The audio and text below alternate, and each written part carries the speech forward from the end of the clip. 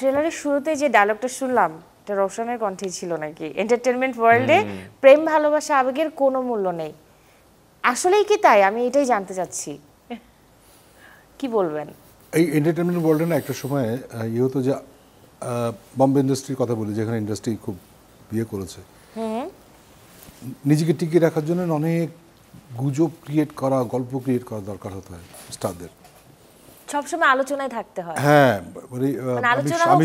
আমি শুনেছি যে অ্যাটেনশন নিতে হবে। রাজ কাপুরের ছবিতে আপনি দেখবেন, আমি যেটা শুনেছি সেটা হচ্ছে যে নতুনদের সুযোগ ছিল ওই জায়গায়।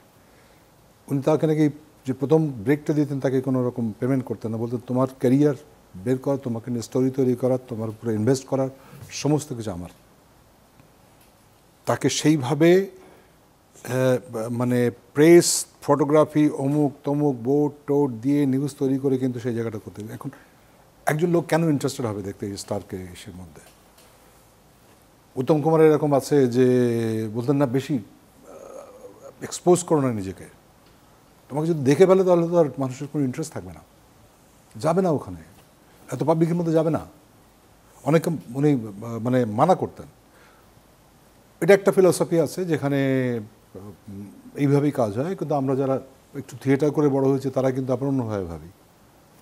আচ্ছা, সো এইগুলো যেমন আছে সত্য কথা যে এগুলো হয় একটা আকর্ষণ। ধরেন উত্তম কুমারকে স্ক্রিনে দেখে আমরা মুগ্ধ হয়েছি, তো মেয়েদের কথা তো আরও বেশি হবে।